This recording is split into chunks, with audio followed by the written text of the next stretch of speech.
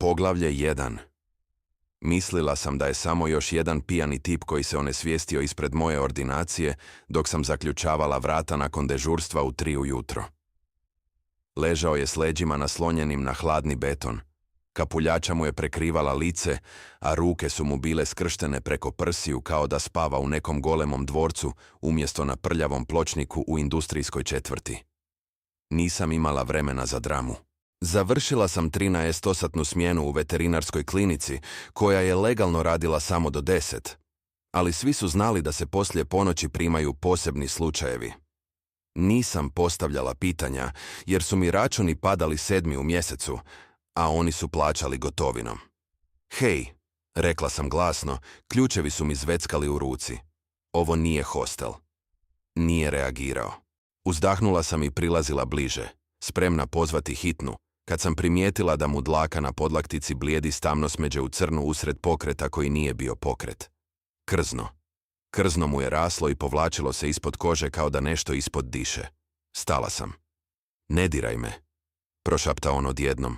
Glas mu je bio dubok i precizan unatoč činjenici da leži na podu. Još 30 sekundi. Nisam se pomaknula. Šta ti je? Srebrna metalna trovanja. Ubrizgano. Pokušavam suzbiti transformaciju dok ne dođem do sigurnog mjesta. Moj mozak je prešao u profesionalni režim prije nego što je instinkt stigao uzvratiti. Koliko grama? Ne znam. 3 uboda, možda 4. Gdje? Vrat, rebra. Čučnula sam pored njega, držeći distance koliko god sam mogla i povukla mu kapuljaču natrag. Lice mu je bilo brutalno lijepo na način koji je izgledao gotovo bolno. Oštra čeljust, duboke sjene ispod zatvorenih očiju, oznojeno čelo. Ali ono što me obustavilo bilo je blijedo srebro u očnim žilama, koje je pulsiralo kao živa. Klinika je zatvorena, rekla sam tiho. Nisi u stanju voziti. Znam. Otvorio je oči. Bile su tamnozelene, gotovo crne, s vertikalnim zjenicama koje su se naglo sužavale. Ti si doktor Kovač, veterinarka. Radiš s alfa strukturama. Radim sa životinjama, da. Ja nisam životinja. Rekao je to kao činjenicu, ne uvredu. Ali momentalno umiru i transformiraju se moji unutrašnji organi. Moraš mi pomoći. Trebala sam ga ostaviti. Trebala sam otići. Ali ovako rade doktori, vidiš problem, riješiš ga, pitanja dođu kasnije. Dignimo te, rekla sam. Kad sam ga dotakla, kožu mu je prekrivala vrućica kao plamen. Bio je težak, ali se pokretao s preciznošću koja je govorila da vježba kontrolu čak i dok mu tijelo otkazuje. Otključala sam kliniku i odvela ga ravno u operacijsku sobu gdje je sjeo na čeličnu stolu kao da je prijestolje. Svuci majicu. Skinuo ju je jednim pokretom. Tijelo mu je bilo isklesano, ali to nije bilo ono što me zadržalo. Po rebrima i vratu bile su tamne mrlje koje su pupale kao opekline. Srebrna trovanja. Kod vukodlaka izaziva unutrašnje krvarenje, septički šok, nekontroliranu promjenu. Moram ti dati kalcij natrijeve detat. Ubrizgaću ti ga direktno u venski sustav. Bolit će. Uradi. Nisam ga pitala zašto ga je netko otrovao. Nisam pitala tko je. Pripremila sam infuziju, postavila vene i gledala kako mu tijelo reagira, kako krzno nestaje, kako disanje postaje stabilno. Tek kad mu se boja lica vratila, pitala sam, tko bi te htio ubiti srebrnom injekcijom usred noći? Pogledao me je dugo, a onda rekao, netko tko želi da izgubim kontrolu i transformiram se javno 3 dana prije glasovanja vijeća o mom nasljeđu. Ja sam Matej Vuk, kralj Alfa Istoka. A ti si upravo spasila život čovjeka kojeg pola kontinenta želi mrtvog. Ako želite znati tko je pokušao ubiti kralja, ostavite komentar što mislite. Poglavlje 2. Nisam vjerovala u titule. Titule su samo riječi koje ljudi koriste da bi opravdali moć koju ne mogu zadržati bez straha. Ali kad je izgovorio svoje ime, nešto u načinu na koji je sjedio, uspravno, mirno, kao da čak i otrovan ima pravo vladati prostorom, natjeralo me je da ipak provjerim. Alfa kralj, ponovila sam polako. Znači šef najveće vukodlačke hijerarhije u državi? Da. I netko te je napao kemijom baš prije nego što ti treba politička stabilnost. Da. To je precizan tajming. Zato sam i došao k tebi. Normalni doktori ne znaju rukovati s našim metabolizmom, a alfa liječnici ne bi smjeli vidjeti me ovako. Prekrižila sam ruke. Zašto ne? Jer u mom svijetu slabost poziva izazivače, a ja si trenutno ne mogu priuštiti rat. Gledala sam ga kako diše, kako pulsirajuće žile na vratu se smiruju. Još uvijek je bio blijed, ali kontroliran. Glasovanje vijeća, rekla sam. Objasni mi. Svaka alfa linija mora revalidirati nasljednu poziciju svake 3 godine. Glasuje 10 starješina. Ako izgubim većinu, gubim teritorij. I ako me vide slabog, izgubiš sve. Da. Skinula sam mu infuziju pažljivo, primijetivši kako ga ni to ne čini da trepne.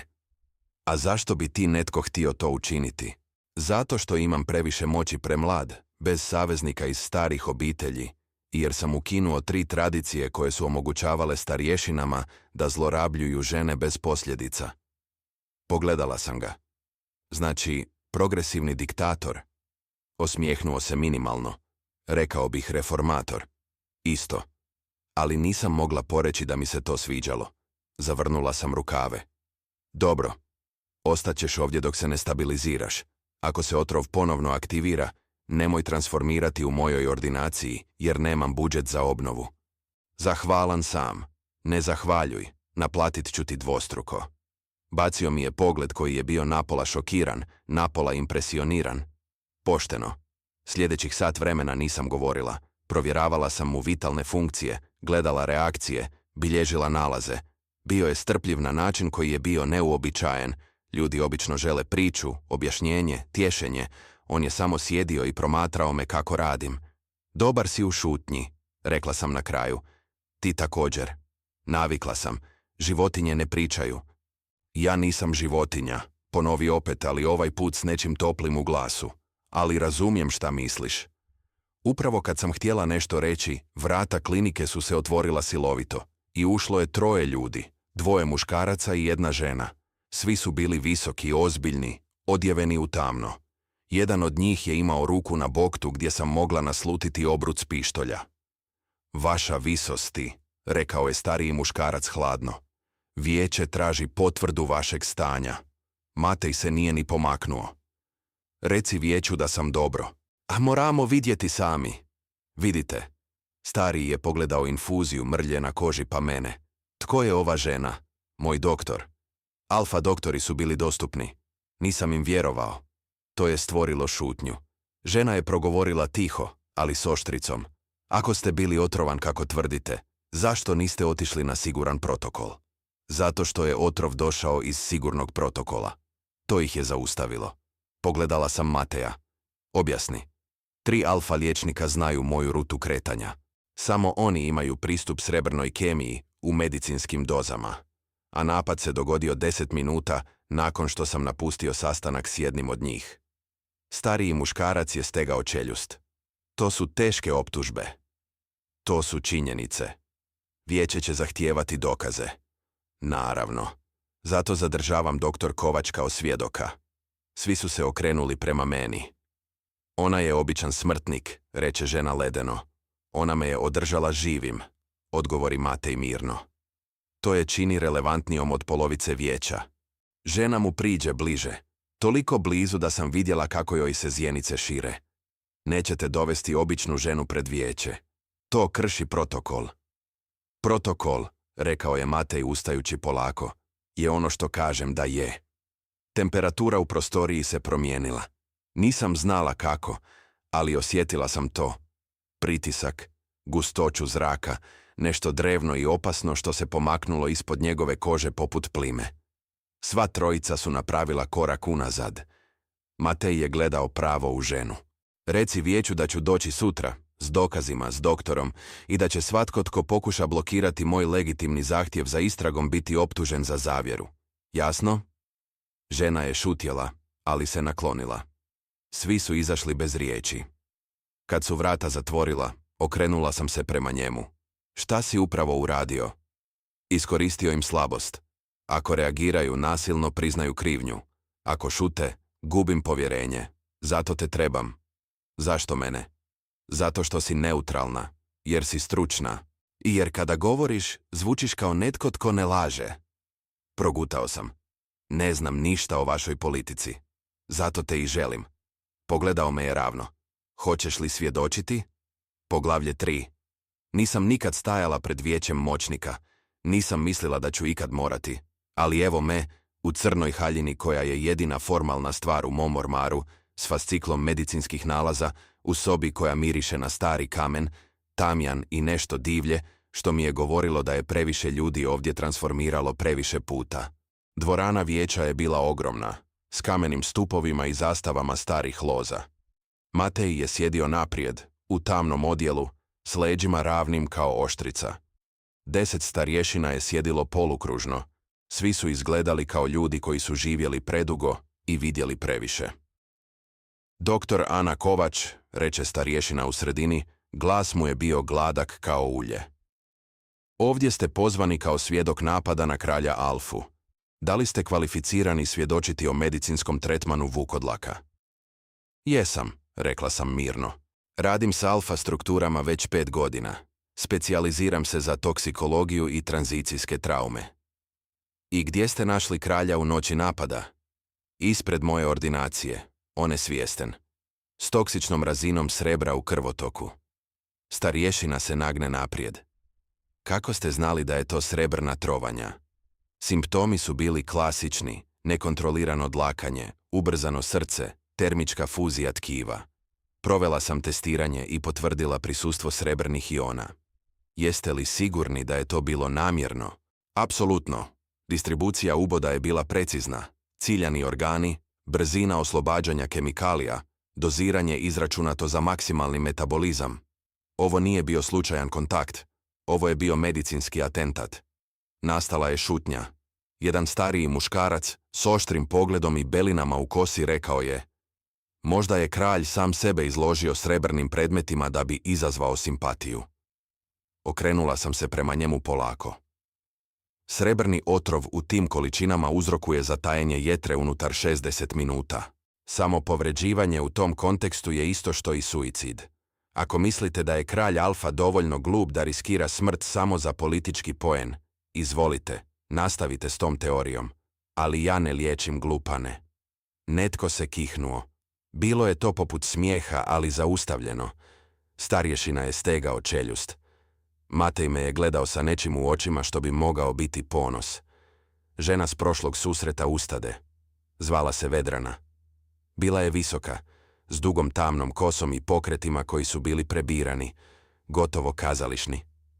Doktor Kovač, jeste li svjesni da vaša prisutnost ovdje krši tradiciju? Nisam dio vaše tradicije. Upravo to. Vi ste smrtnica. Ne razumijete našu prirodu. Razumijem biohemiju, neurologiju i čitam nalaze koji ne lažu. Ako vam to nije dovoljno, možete zvati nekoga tko će vam reći šta želite čuti umjesto šta je istina. Vedranin pogled je postao led. Pazite na ton. Vi pazite na logiku. Matej je ustao. Dovoljno. Glas mu je bio miran, ali je nosio težinu koja je napunila sobu. Doktor Kovač je ovdje jer sam je ja pozvao. Ako netko od vas ima prigovor, slobodno podnesite formalni zahtjev vijeću, nakon što završimo s istragom o pokušaju ubistva. Istraga, reče starješina hladno, zahtijeva više od svjedočanstva jedne žene. Imate to. Matej je stavio fascikl na sto. Ovdje su nalazi koje je doktor Kovač obradila. Vrsta srebra, vrijeme ubrizgavanja, otisci koji su pronađeni na špricama. I gdje su te šprice?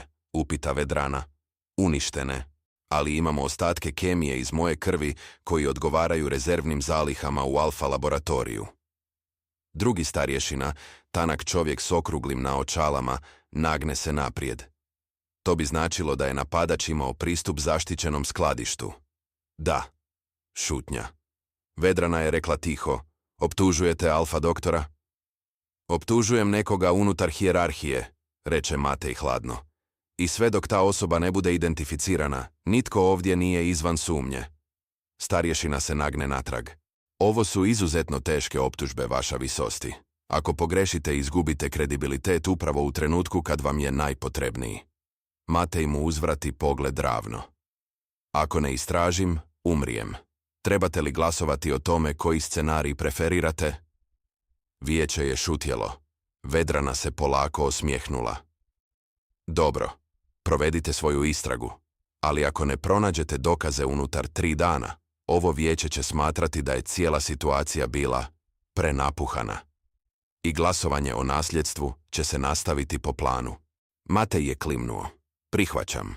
Dok smo izlazili, Matej mi je rekao tiho. To je bilo riskantno. Bili su uvredljivi. Znam, ali sad si im meta. Otkad sam ušla u ovu zgradu, već sam bila. Pogledao me je sa nečim što je bilo između zahvalnosti i nečeg dubljeg. Zašto si pristala doći? Stala sam. Zato što ako netko pokušava ubiti kralja zato što je ukinuo tradicije koje štite zlostavljače, onda ta osoba treba biti zaustavljena. Ne zato što si ti kralj, nego zato što si bio u pravu. Nešto u njegovom pogledu se rastvarilo, ali prije nego što je išta rekao, vrata na kraju hodnika su se otvorila i ušao je čovjek sa srebrnosivom kosom, odjeven u besprijekornu medicinsku uniformu. Bio je stariji, s autoritetom u držanju i čim me vidio, zaustavio se. Matej, reče polako, nisam znao da si doveo gosta. Doktor Luka, reče Matej hladno, ovo je doktor Ana Kovač. Luka me je pogledao dugo, predugo. Veterinarka. Da. Zanimljiv izbor. Nasmiješio se, ali bez topline. Nadam se da znaš šta radiš.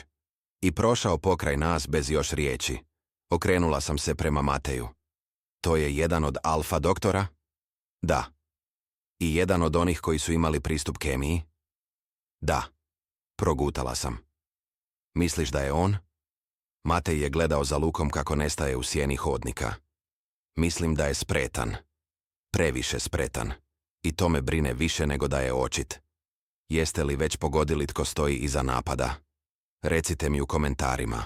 Poglavlje 4 dana sam provela u sjeni Matejevog svijeta i tek sad sam shvatila koliko je moj život bio malen. Radio sam u klinici, rješavao slučajeve, išao kući. Jednostavno. Ovdje svaki pokret nosi težinu, svaki sastanak, svaki pogled, svaki izgovoreni naziv. Matej me je smjestio u gostinsku sobu unutar njegova imanja, kamenu zgradu okruženu šumom gdje su stražari patrolirali noću u obliku vukova. Nije me pitao hoću li ostati, samo je rekao, dok te traže, ovo je najsigurnije mjesto. Nisam prigovarala. Prva noć sam čula urlik, dubok, prastar, pun, kao da su same planine progovorile. Izašla sam na balkon i vidjela ga, ogromnog vuka s crnim krznom koje je svijetlilo pod mjesečinom, kako stoji na litici pokraj imanja. Bio je veći od bilo kojeg prirodnog vuka, s očima koje su svjetlucale poput vatre. Znala sam da je to Matej. Ujutro našla sam ga u knjižnici, u odjelu, s kafom, kao da noćna transformacija nije bila ništa. Zašto si transformirao? Pitala sam. Morao sam provjeriti teritorij. Sam? Da. Stala sam pokraj police s knjigama. Rekao si da ti ne smiješ pokazati slabost, pa zašto rizikuješ noćno patroliranje bez pratnje? Pogledao me je iznad šalice. Zato što pratnja može biti izdajica. Vukovi ne lažu. Ljudi lažu. Ti si i jedno i drugo. Nasmiješio se minimalno. Upravo zato sam dobar kralj. Proveli smo dan analizirajući dokaze, praćenje nabavki srebra, provjera rasporeda alfa doktora, pregled sigurnosnih kamera. Bilo je to sporo, metodično, ali ja sam navikla na to. Veterina nije spektakularna. Rješavaš sitnice dok ne nađeš uzorak. Matej je bio iznenađujuće dobar u tome. Fokusiran, strpljiv. Nigdje u blizini one arogancije koju sam očekivala. Zašto si postao kralj tako mlad? Pitala sam dok smo pregledavali dokumentaciju. Nisam htio biti. Moj otac je poginuo boreći se protiv invazione grupe sa zapada. Vijeće je glasovalo da naslijedim odmah ili da teritorij prođe u ruke Vedraninog klana. Vedrana je iz suparničke loze? Ne suparničke, tradicionalističke. Oni vjeruju da snaga dolazi iz čistoće krvi i starog reda. Ja vjerujem u zakon i reformu. To mora da te čini omraženim. Da, ali bar me čini jasnim. Pogledala sam ga. I sad te netko pokušava eliminirati dan prije nego što te vijeće može svrgnuti legalno? Upravo to. To znači da se plaše da ćeš pobijediti.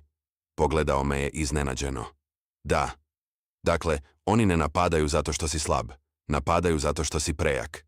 Prvi put sam vidjela kako mu se lice opušta. Točno. Tada je mobitel zazvonio. Bio je kratki poziv. Matej je slušao, klimnuo i prekinuo vezu. Pronašli su tijelo. Alfa doktor koji je bio na dežurstvu noć napada. Mrtav. Izgleda kao srčani udar, ali previše slučajno. Da. Stala sam. Znači, netko pokriva tragove i stvara lažnog krivca. Gdje je tijelo? U mrtvačnici. Ali vijeće neće dopustiti da ga pregledaš. Nisi ovlaštena. A tko jest? Matej je razmislio. Doktor Luka. Naravno. Pogledala sam ga. Onda moram ući bez odobrenja. Pogledao me je ozbiljno. Ako te uhvate, neće me uhvatiti. Bilo je to ludo. Ali ovako su neke istine pronađene, ne čekajući odobrenje, nego tražeći ih tamo gdje ih skrivaju. Matej me je odveo u mrtvačnicu u podrumu Alfa glavnog centra. Bio je to hladan prostor, sterilan, s čeličnim ladicama i mirisom dezinficijensa. Tijelo je bilo pokriveno plahtom. Matej je stajao kod vrata kao straža. Imaš 10 minuta. Otkrila sam tijelo. Muškarac 50-ih, blijed bez vanjskih ozljeda. Ali kad sam pregledala ruke, vidjela sam mrlje, sitne, tamne kao od injekcija. I na njegovom vratu, jednaku oznaku koju sam vidjela na Mateju. On nije umro od srca, rekla sam. Otrovano je i njega. Da, istim srebrom. Zašto? Razmišljala sam naglas. Da izgleda kao da je on bio taj koji je pripremao otrov. Ali se otrovao slučajno. Savršena priča. Tko bi znao kako to inscenirati? Netko s medicinskim znanjem. Netko tko razumije toksikologiju. Matej je gledao u mene. Doktor Luka. Ili netko tko radi za njega. Upravo tada vrata su se otvorila. Luka je stajao tamo s 2 stražara. Gledao je direktno u mene. Doktor Kovač, ovo je zabranjeno područje. Ustala sam polako. Samo gledam. To nije dozvoljeno.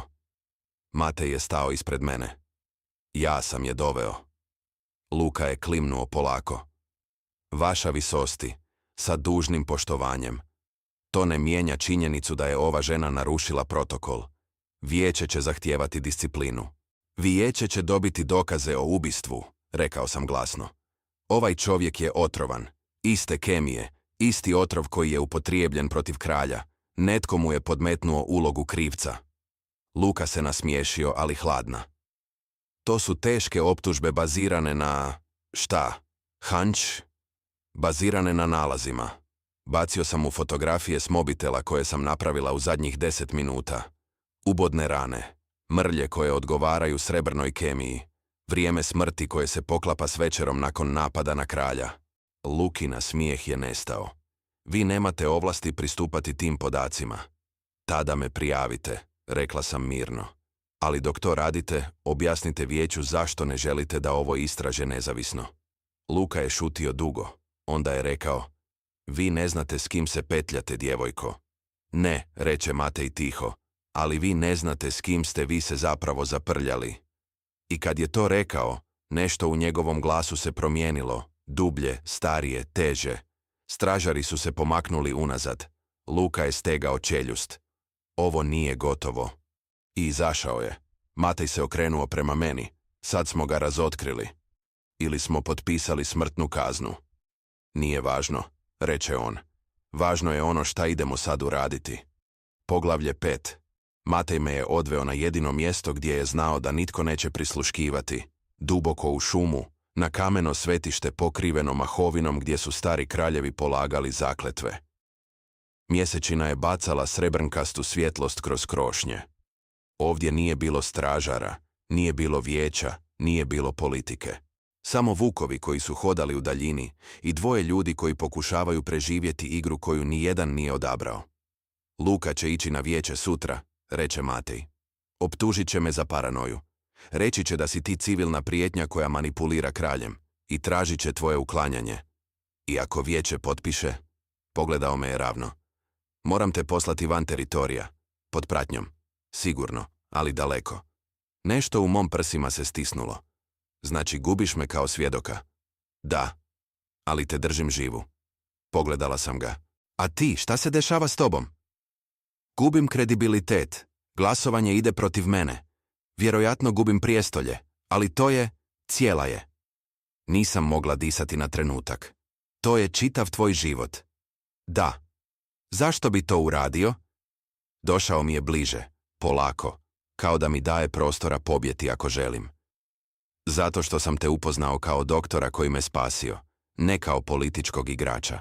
I zato što ako dopustim da te povrijede zbog moje borbe, nisam kralj kojem želim vladati. Pogledala sam ga. Nisam ovdje da budem spašena. Ja sam ovdje da svjedočim istinu. Istina nije dovoljna, ne protiv Luka. Njegov klan kontrolira 3 glasa u vijeću. Ako on krene protiv tebe, oni ga slijede. Onda moramo dokazati, ne samo optužiti. Matej je šutio. Onda je rekao, postoji jedan način. Koji? Srčani udar kojeg je navodno imao. Alfa doktori imaju poseban protokol za smrt. Mora postojati obdukcijski zapisnik, ali on se arhivira u zasebnoj bazi podataka, privatnoj. Gdje? U Lukinom uredu. Progutala sam. Misliš provaliti u ured Alfa doktora 3 sata prije vjenčanja? Ne ja. Ja. Pogledao me je. Ali treba mi netko tko zna šta tražiti. Netko tko razumije medicinske nalaze. Klimnula sam. Jesam li to ja? Samo ako želiš. Nešto u glasu mi je zadrhtalo, ali rekla sam, želim. Naša provalna akcija nije bila spektakularna. Bila je precizna. Matej je prešao kroz zgradu transformiran, pomičući se kao sjena. Ja sam slijedila ljudskim koridorima, ključem koji mi je dao, tiho kao miš. Luka je bio na sastanku u drugoj zgradi. Imali smo 30 minuta. Našla sam arhiv u kompjuteru zaštićenom lozinkom koju Matej već ranije zapamtio. Iz susreta s Lukom prije nekoliko godina. Stara navika. Dobar instinkt. Otvorila sam datoteku. I vidjela sam sve. Doktor Marin, žrtva, nije umro od srčanog udara. Umro je od srebrne injekcije. Ali ono što je bilo ključno bile su slike prije smrti. Na slikama je čovjek bio živ, sjedeći u Lukinom uredu, dok je Luka pripremao injekciju. Datum i vrijeme su se poklapali s večerom nakon napada na Mateja. Luka je pripremao otrov. Luka je ubijao vlastitog kolegu da skrije dokaze. Preuzela sam podatke na USB. Ali u trenutku kad sam ga izvlačila, vrata ureda su se otvorila. Luka je stajao tamo, s pištoljem. Znao sam da ćeš doći, reče on mirno. Kralj je predvidljiv, a ti si gluplja nego sam mislio. Stajala sam uspravno, sa USB-em u ruci. Zašto si to uradio? Zato što Matej uništava tradiciju. Uništava red. Uništava ono što nas čini jačima od smrtnika. I zato što ja imam pravo na prijestolje koje je trebala držati moja loza prije 50 godina. I zato si htio ubiti kralja? Ne htio, pokušao. Nasmiješio se. Ali sad imam šansu završiti posao. Podigao je pištolj. I u tom trenutku, kroz prozor je provaljao crni vuk velik kao konj. Staklo je eksplodiralo. Luka je pucao, ali Matej je bio brži. Udario ga je snagom koja je bacila čovjeka kroz zid. Pištolj je odletio. Matej se transformirao natrag, prekriven staklom i krvlju, držeći Luka za vrat. Reci mi zašto te ne bih ubio sad, reče Matej tiho. Luka je hrcao. Jer, ako me ubiješ, postaje ubistvo. Vijeće, optužit će te. Vijeće, rekla sam glasno, pokazujući USB, imat će dokaze. Matej je pogledao prema meni, pa natrag prema Luka. Pušio ga je. Luka je pao na pod. Uzmi ga, reče Matej stražarima koji su dotrčali. I pozovi vijeće, odmah. Suđenje je bilo brzo. Dokazi su bili jasni. Luka je uhićen, klan mu je glasovao za uklanjanje iz hijerarhije. Matej je dobio svih 10 glasova vijeća. Ali kad je sve bilo gotovo, kad je dvorana ispražnjena, Matej me je našao u hodniku. Hvala ti, reče tiho. Ne moraš. Moram. Jer si rizikovao život da pomogneš čovjeku koji nije ni bio tvoj kralj. Pogledala sam ga. Nisam to uradila zbog titule. Uradila sam to jer je bilo ispravno. Pogledao me je dugo. A onda prvi put dotaknuo moju ruku. Ostani, reče tiho. Ne kao svjedok, ne kao doktor. Ostani, jer želim da budeš ovdje. Stajala sam tamo, svjesna koliko je to bila strašna ideja. Uplesti se s vukodlakom kraljem, s političkim svijetom koji nikad neću razumjeti. Ali također sam znala nešto dublje. Pod jednim uvjetom, rekla sam. Kojim? Da nikad ne tretiram me kao podređenu. Da me slušaš. Da me poštuješ kao ravnu. Nasmiješio se, prvi pravi osmijeh koji sam vidjela. Dogovoreno. I poljubio me je, polako, s kontrolom koja je zamalo pukla, s toplinom koja me šokirala. Kad smo se odvojili, rekao je: dobro došla u moj svijet, doktor Kovač. Poglavlje 6, 3 mjeseca kasnije, sjela sam u Matejevoj knjižnici s kafom i izvještajem koji sam pripremala za novo vijeće. Medicinski pregled cijele alfa populacije. Reforma koju je Matej gurnuo bila je masivna. Obavezni zdravstveni pregledi, transparentnost medicinskih praksi, ukidanje tajnih arhiva. Starješine su mrzile svaki korak. Ali Matej je imao većinu sada. I mene. Postao sam alfa savjetnik za medicinu, prvi civilni stručnjak ikad imenovan unutar hijerarhije. Bio je to skandal, bio je također uspjeh. Ulaz u knjižnicu se otvorio i Matej je ušao još u formalnom odjelu s jutarnjeg sastanka. Kako je prošlo? Pitala sam. Vedrana se povukla iz vijeća. Pogledala sam ga iznenađeno. Dobrovoljno? Da. Rekla je da ne može služiti pod kraljem koji daje ovlasti smrtniku. Nasmiješila sam se. Zvuči kao pobjeda. Jeste. Ali također znači da ćemo imati izbore za njeno mjesto i njeni pristaše će pokušati gurnuti nekog još radikalnijeg. Uzdahnula sam. Dakle, nikad ne prestaje. Ne. Prišao mi je i sjeo pokraj mene. Ali s tobom ovdje ne smeta mi. Pogledala sam ga. Nisam sigurna da će tvoji ljudi ikad prihvatiti me. Ne moraju te voljeti, reče on tiho. Moraju te poštivati i to će doći. Poljubio me je polako, ruku mi je stavio na struk i upravo tada mobitel mu je zazvonio. Pogledao je ekran i nas mi je smržio. Vedrana. Podigao je slušalicu. Razgovor je bio kratak, hladan. Kad je završio, pogledao je u mene. Ona traži privatni sastanak. Kaže da ima informacije o novim prijetnjama. Misliš da je zamka? Možda. Ali moram ići. Pogledala sam ga ozbiljno. Onda idem s tobom. Nasmiješio se. Znaš da to mrzi. Znam. Zato idem. Sastanak je bio u neutralnom prostoru. Stara kamena kuća na granici teritorija. Vedrana je stajala sama, odjevena u tamno, s kosom skupljenom u punđu. Gledala me je s mješavinom prezira i nečeg što je moglo biti fascinacija. Doktor Kovač, reče hladno. Nisam očekivala tvoju pratnju. Nisam pratnja, rekla sam mirno. Jesam savjetnik. Vedrana se okrenula prema Mateju. Vaša visosti, čula sam glasine. Prijetnje izvan teritorija, iz zapadnih zemalja. Kažu da planiraju invaziju. Matej je ostao hladan. Dokazi? Svjedočanstva, ali samo ako garantujete sigurnost mojim izvorima. Koja je tvoja cijena? Vedrana je slijegala ramenima. Želim mjesto u novom vijeću. Ne kao starješina, kao ravnopravni reformator. Matej je pogledao u mene. Klimnula sam, opasno, ali moguće. Okrenuo se natrag Vedranu. Prihvaćam, pod uvjetom da tvoji izvori budu istiniti. Bit će. I tada je Vedrana učinila nešto što me iznenadilo. Pružila je ruku meni. Doktor Kovač, možda nisam voljela tvoju prisutnost, ali poštujem tvoju hrabrost. Pogledala sam je, pa stisnula njenu ruku. Jednako. Dok smo se vraćali, Matej mi je rekao, možda smo dobili saveznika. Ili smo se vezali za zmiju. Moguće, ali ponekad zmije drže ostale zmije pod kontrolom. Nasmiješila sam se. Političar govori. Naučio sam od najboljeg. Te večeri stajali smo na terasi imanja, gledajući u šumu kako tone u mrak. Misliš li da će ovaj mir trajati? Pitala sam. Ne, reče Matej iskreno. Ali vjerujem da ćemo ga braniti zajedno. Poljubio me je duboko, s toplinom koja me učinila da zaboravim koliko je svijet opasan. I u tom trenutku osjetila sam nešto što nisam osjetila godinama, sigurnost.